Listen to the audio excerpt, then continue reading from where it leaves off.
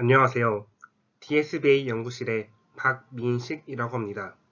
본 영상에서 소개해드릴 논문은 월드모데스라는 강학습 논문입니다. 발표에 대한 목차는 다음과 같습니다. 논문에 대한 소개, 핵심 아이디어, 세부 내용, 결론 및 생각해볼 것들에 대해서 말씀드릴 예정입니다. 논문의 저자는 다음 두 분입니다. A 저자는 구글 브레인 소속인 데이비드 하라는 연구자입니다. 2017년에 스케치 RNA라는 논문을 제안했었고, 그 논문의 아이디어가 월드모데스 연구에서도 활용되고 있습니다. 다음 저자는 유르겐 슈미드 슈버라는 연구자입니다. 유명한 논문으로 1997년에 RNA 모델을 개선시킨 롱 숄스텀 메모리라는 연구가 있습니다. 1990년에는 Making the World Differentiable 이라는 논문을 발표했었는데, 해당 논문은 월드모데스의 토대가 되는 논문입니다. 논문 인트로에서는 심성 모형, 멘탈 모델이라는 것에 대해서 설명을 하고 있습니다. 사람들이 세상을 바라보고 이해할 때 세상을 있는 그대로 온전히 이해할 수 없다.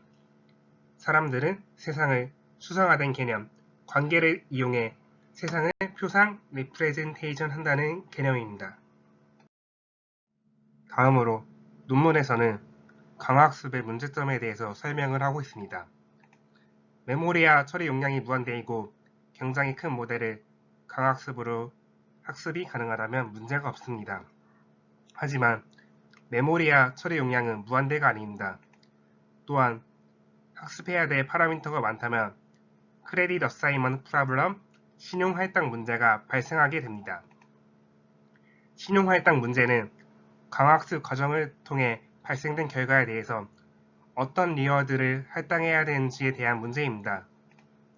스텝의 마지막에 보상을 얻을 수 있는 경우, 체스, 바둑 등의 게임과 같은 경우에는 중간 과정들에 대해 어떤 리워드를 할당해야 될지가 어려워집니다. 이러한 문제를 크레딧 어사이먼트 프로블럼이라고 합니다.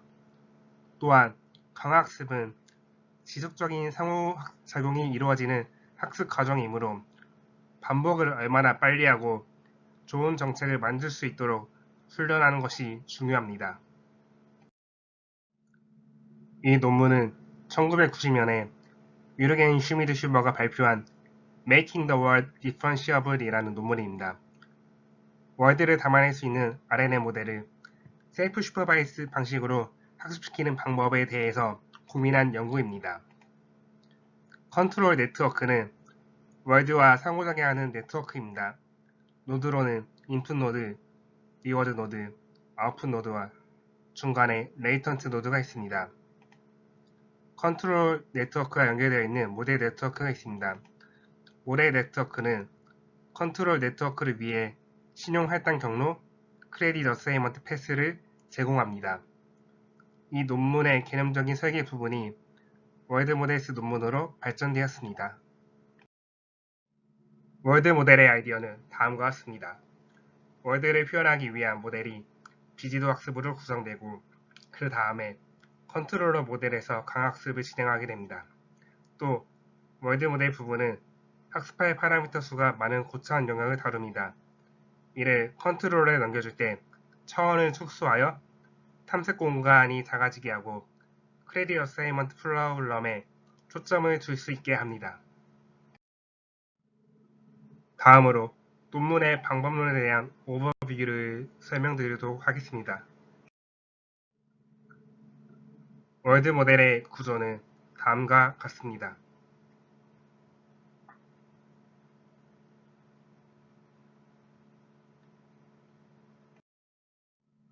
Observation은 고차원의 2D 이미지입니다.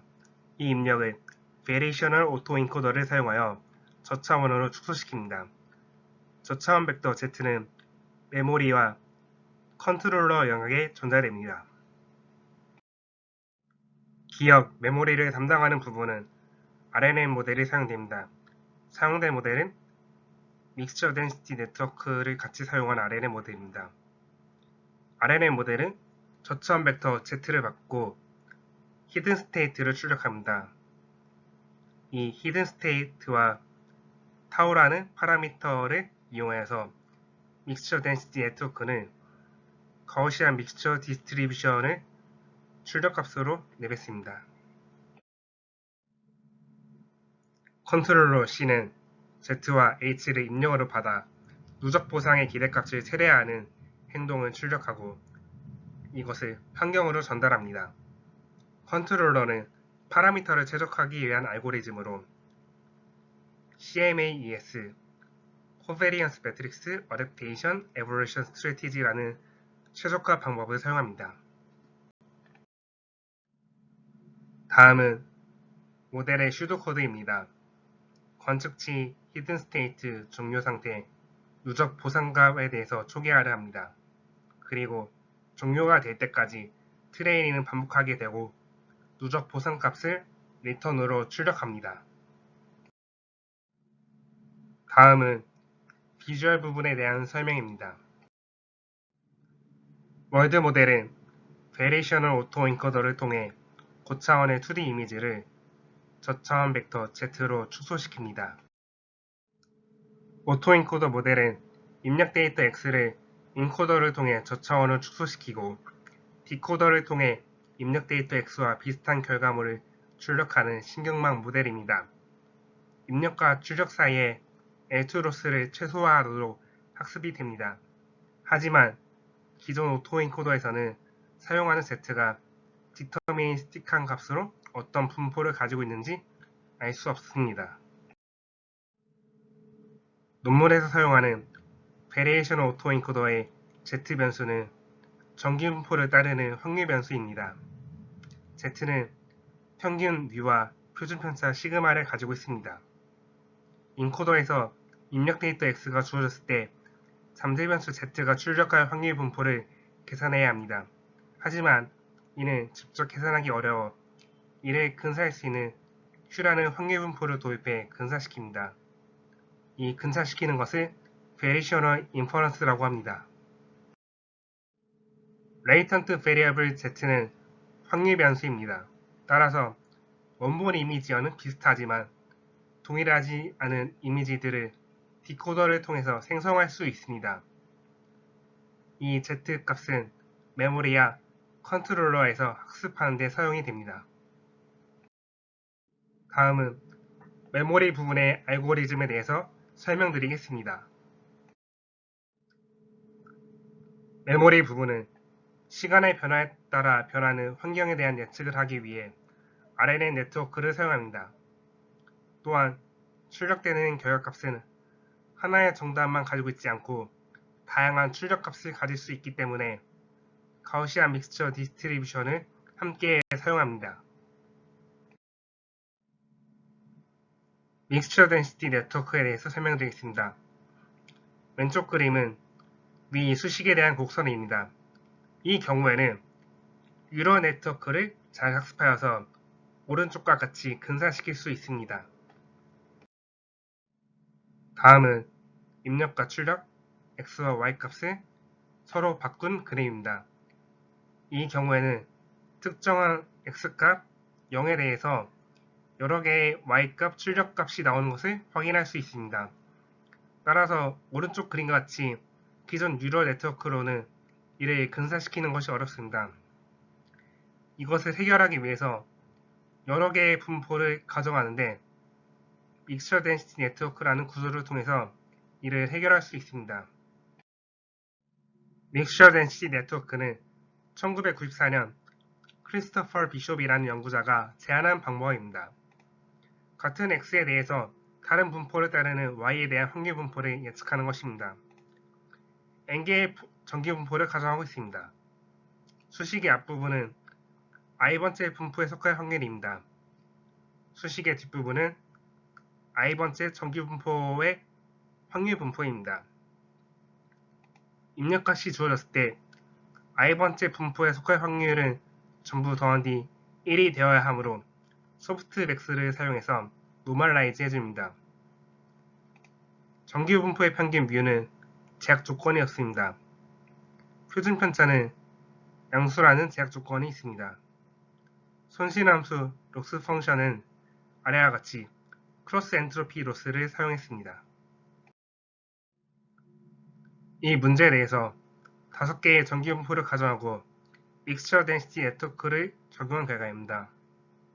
5개의 전기분포에 대해서 각각의 분포에 속할 확률, 평균, 표준 편차를 구할 수 있습니다.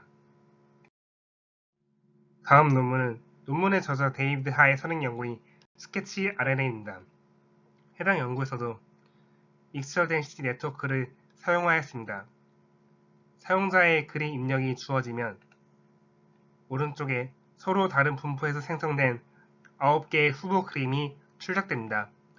모델의 불확실성을 조정하기 위한 파라미터 타워가 있습니다. 해당 파라미터는 다음 장에서 설명드리겠습니다. 템퍼레이처 파라미터 타워는 소프트맥스 함수 계산에서 로직값 zi를 나누는 값으로 사용됩니다. 타워 값이 1이면 기존 소프트맥스 함수와 동일합니다. 아래 예시는 타워 값에 따른 소프트맥스 결과값의 차이입니다. 0.3, 0.5, 0.2 값을 가지는 1차원 벡터가 있습니다. 이 경우 타워 값을 0.01로 지정하면 가장 큰 값인 0.5에 대해서 결과값이 매우 커지고 나머지 값들에 대해서는 값이 매우 작아집니다. 이러한 효과로 샘플링 과정에서 0.5가 출현할 확률은 매우 높아지게 되고 이에 따라서 불확실성이 줄어듭니다. 반대로 타워 값을 100으로 하였을 경우 출력값 전부가 유사한 값으로 출력됩니다. 3개의 값이 출현할 확률이 거의 동일하므로 샘플링 할 때 불확실성이 커지게 됩니다. 다음은 컨트롤에 대한 설명입니다. 모수를 최적화하기 위해서 논문에서는 CMAES, Covariance Matrix Adaptation Evolution Strategy라는 최적화 방법을 사용하였습니다. 다음 장부터는 진화 전략 알고리즘과 CMAES라는 방법에 대해서 알아보도록 하겠습니다. 진화 알고리즘은 생물학의 진화 과정인 생식, 돌연변이, 재조합 등의 방법을 본뜬 알고리즘입니다. 진화 알고리즘으로 아래에 있는 3가지 방법에 대해 설명을 드리겠습니다. 유전 알고리즘은 문제에 대한 파퓰레이션이 주어졌을 때 해당 값들을 변화시켜가면서 더 좋은 해를 만들어내는 것입니다. 선택은 유전자들의 적합도를 측정하고 다음 세대로 전해진 유전자를 샘플링합니다. 다음에 선택된 유전자들 사이에 값을 주고받는 교차 과정을 진행합니다. 만들어진 유전자에서 로컬 옵티멈을 탈출하기 위한 방법으로 특정 값이 낮은 확률로 변이하는 돌연변이가 발생합니다. 만들어진 유전자를 유전자 파퓰레이션으로 교체를 하고 원하는 목표에 도달할 때까지 진행을 합니다. 다음 유전 알고리즘은 진화 전략입니다. 이 방법은 어떤 문제를 평가할 수 있는 후보 솔루션 집합을 제공해주는 알고리즘입니다. 슈도코드에 설명된 절차를 거쳐서 원하는 결과값을 얻을 때까지 진행됩니다. 최적화 알고리즘을 테스트하기 위한 예제로 다음 2가지 함수가 있습니다. 이 함수들은 로컬 맥시멈이 많기 때문에 글로벌 맥시멈 찾기가 쉽지 않습니다.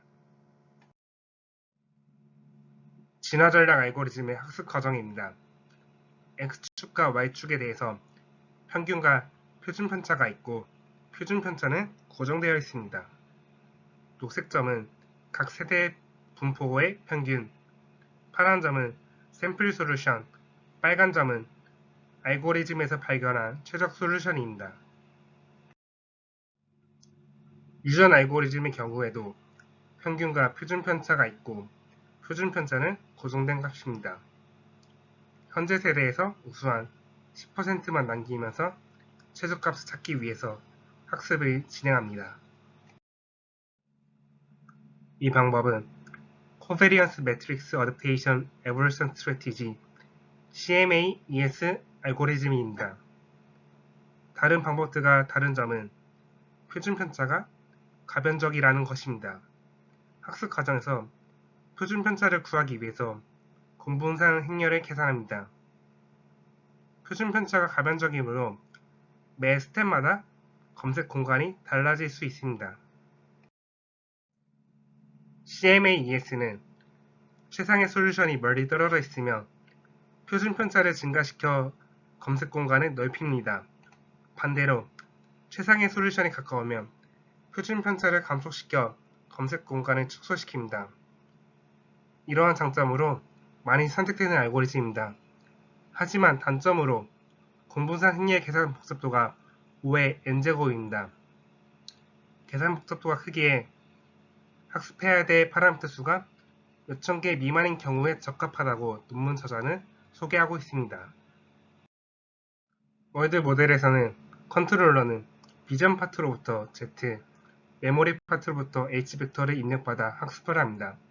기존 고차원의 입력값에서 저차원의 파라미터로 축소가 되었기 때문에 CMA-ES 알고리즘을 적용하여 Cumulative Rewards 기대값을 최대화하는 액션을 계산할 수 있습니다. 다음은 논문에서 진행한 실험에 대한 설명입니다. 카 레이싱은 트랙을 벗어나지 않고 운전시키는 시뮬레이션 환경입니다. 그리고 비즈둠은 둠이라는 게임에서 몬스터들의 파이어볼을 피하는 환경으로 강화학습 연구에서 많이 사용되고 있습니다. 카 레이싱의 액션은 핸들의 회전, 가속, 정지가 주어집니다. 리워드는 주어진 시간 동안 트랙 안에 자동차가 얼마나 오래 머물렀는지에 대한 값으로 설정합니다. 첫째로 임의의 폴리시로부터 만 개의 샘플 데이터를 생성합니다. 그 다음 베리에이션 오토 인코더를 통해 32차원의 저차원 벡터로 인코딩합니다. 메모리 부분에서는 t 시점의 액션 z, h 값이 주어졌을 때 t 플러스 a 시점의 z 벡터를 출력할 확률을 계산합니다. 그 컨트롤러는 CMA-ES를 통해 누적 보상 값을 최대화하는 가중치와 바이어스를 출력하고 이를 통해 t 시점의 액션 값을 얻을 수 있습니다.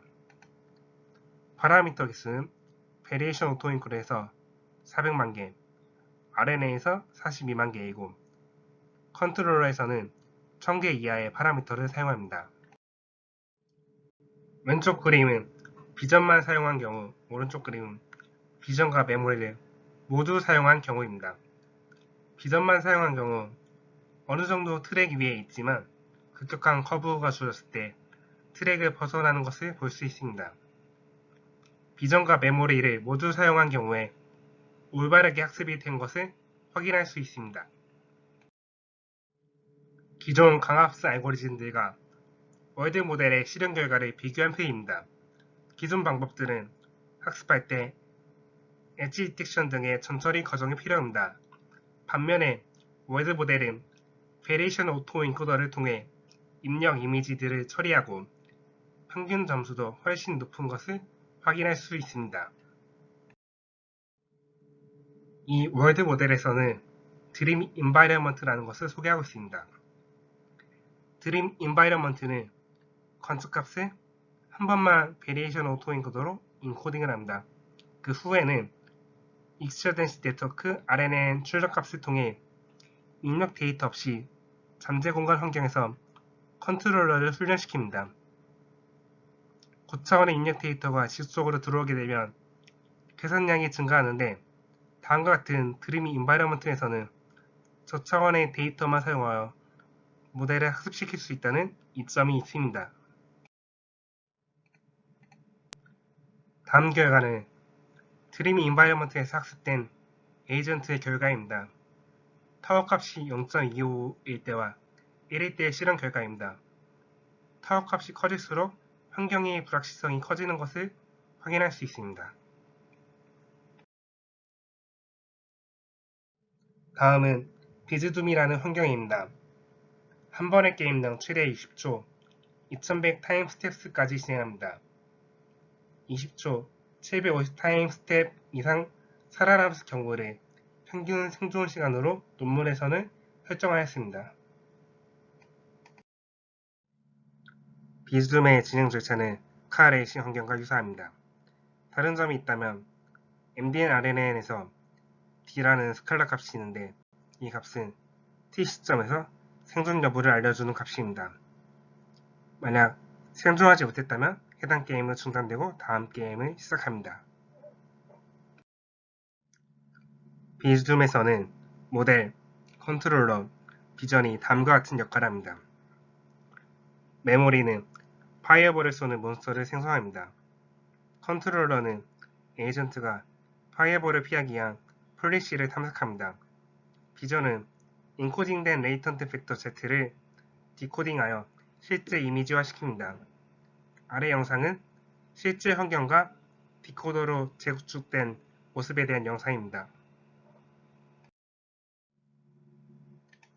다음 영상은 드림 인바이러먼트에서 학습된 정책을 사용하여 액추얼 인바이러먼트에 적용한 실험 결과입니다. 학습이 잘 되는 것을 확인할 수 있습니다. 하지만 학습이 항상 잘 되는 것은 아닙니다. 게임 제작자의 의도에서 벗어난 플레이가 발생할 수도 있습니다. 다음 상황은 특정 영역에서 움직이면 적으로부터 공격을 받지 않기 때문에 리워드가 높아집니다. 이런 경우를 Adversarial Policy 모드 컬랩싱 상황이라 합니다. 모드 컬랩싱은 특정 범주로 데이터가 분류되어 다른 범주에 대한 학습을 하지 못하는 상황입니다. 액션을 계산할 때 모델은 모든 히든 스테이트에 대해 접근할 수 있기 때문에 발생하는 문제입니다. 학습에서는 결과가 좋지만 실제 환경 테스트에 적용했을 때 낮은 성능을 가지게 됩니다. 이 문제를 해결시키기 위해서 타워 값을 증가시켜 불확실성을 추가해 볼 수 있습니다. 다음은 템퍼레이처 파라미터 타워 값의 변화에 따른 가상 환경과 실제 환경 점수 비교입니다. 타워 값이 낮은 경우에는 가상 환경에서는 점수가 높지만 실제 환경에서는 점수값이 낮은 것을 확인할 수 있습니다. 이 타워 값을 증가시켜보면 가상 환경 점수는 조금 떨어지지만 실제 환경 점수가 높아지는 것을 확인할 수 있습니다. 하지만 타워 값이 많이 높으면 가상 환경에서 빨리 죽기에 학습이 잘 안 될 수 있으므로 적절한 파라미터 값의 설정이 필요합니다. 다음은 Iterative Training Procedure에 대한 내용입니다. 이것은 앞에서 이야기한 두 가지 환경보다 더 복잡한 환경인 경우에 대한 처리 방법입니다. M모델에서는 다음 상태 T+1에 대한 리워드와 액션을 예측하는 부분이 추가되었습니다. 첫째로 M모델과 C모델을 랜덤 모델 파라미터로 소개합니다. 두 번째로 실제 환경에 대해서 N번의 롤아웃을 생성합니다. 이것을 바탕으로 에이전트가 학습을 하는데 모든 옵저베이션과 액션들을 저장 매체에 저장합니다. 셋째로 M모델을 학습하고 누적 기대값을 최대화하도록 컨트롤러를 학습합니다. 그리고 태스크가 완료될 때까지 두 번째 방법으로 돌아가게 됩니다. 논문에 대한 결론 및 한계점에 대해서 말씀드리려고 합니다. 이 논문은 시뮬레이션된 환경인 드림월드에서의 훈련만으로 강학습이 가능하다는 것을 보여주었습니다. 복잡한 게임 환경이나 실제 환경은 컴퓨터 리소스가 많이 필요합니다. 하지만 가상 환경에 이용하면 연산량을 줄일 수 있습니다. 또 진화 전략은 병렬화하기 쉬워서 GPU 환경에 적합하다고 합니다. 또 월드 모델은 미분 가능한 재기적 컴퓨터 연산 그래프를 통해 실행되기 때문에 확장 가능성이 높다고 할 수 있습니다. 한계점으로는 MDN-RNN 모델은 저장 용량에 한계가 있습니다. 따라서 이를 해결하기 위해 카파시티가 큰 모델로 MDN-RNN을 대체해보거나 외장 메모리를 적용해보는 방법을 생각할 수 있습니다. 논문에 대한 발표는 여기까지입니다. 다음은 발표에서 참고한 참조 문항입니다. 발표를 들어주셔서 감사합니다.